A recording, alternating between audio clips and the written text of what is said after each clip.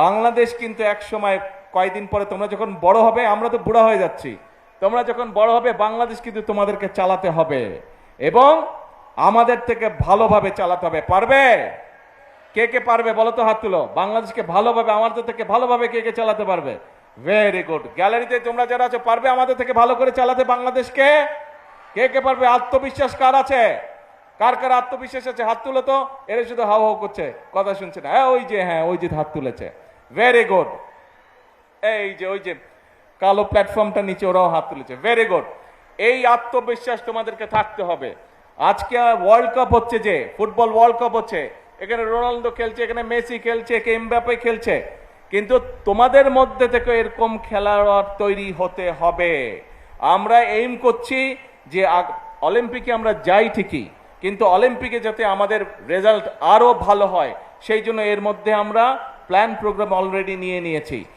ছোট বন্ধুরা, তোমাদের মধ্যে নিশ্চয়ই এখানে অনেকে আছে যারা নতুন কুড়ি স্পোর্টসেও তোমরা নাম লিখিয়েছো, নিশ্চয়ই অনেকে আছো এখানে কেউ নতুন করে স্পোর্টসে? এই যে হাত তুলেছে নতুন, ভেরি গুড।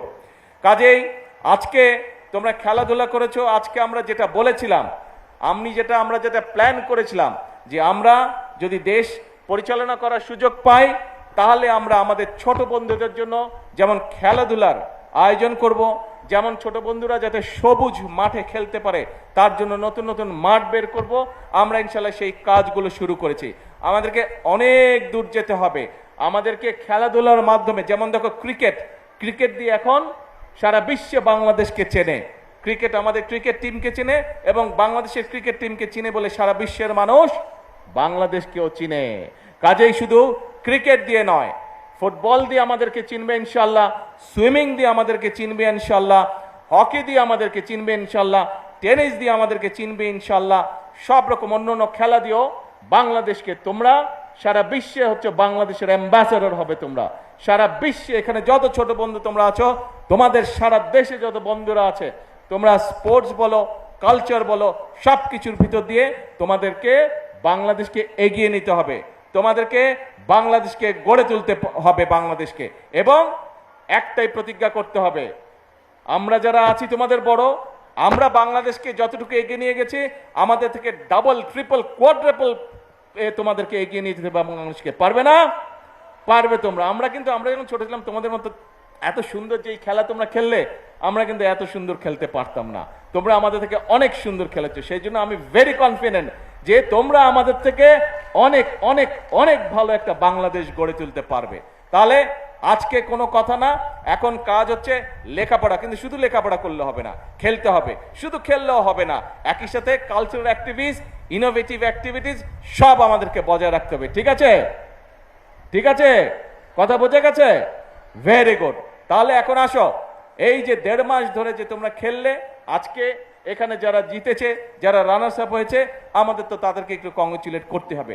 তবে আমি কংগ্রেচুলেট করতে চাই শুধু আজকে যারা উইন করেছে তাদেরকে না, শুধু যারা রানার্স আপ হয়েছে তাদেরকে না, আমি কংগ্রেচ করতে চাই পুরা যে 22 লক্ষ ছেলে মেয়ে যারা খেলেছে, প্রত্যেকটা খেলোয়াড়কে আমি কংগ্রেচুলেট করতে চাই।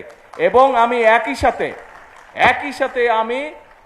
সাথে আমি শুভেচ্ছা, ধন্যবাদ এবং কংগ্রেচুলেট করতে চাই স্কুলের টিচার যারা তাদেরকে সহযোগিতা করেছে, অভিভাবক যারা বাচ্চাগুলোকে, তাদের সন্তানদেরকে উৎসাহ দিয়েছে, সহযোগিতা করেছে, টিচার এবং অভিভাবক, তাদের সকলকে আমি আন্তরিকভাবে তাদেরকে শুভেচ্ছা জানাতে চাই।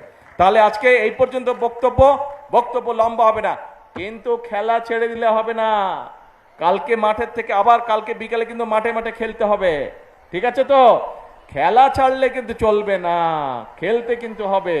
ফুটবল খেলতে হবে, সাঁতার কাটতে হবে, আরো যেগুলা খেলা আছে, যার যেটা খেলা ভালো লাগে সেইটা কিন্তু খেলতে হবে। ঠিক আছে?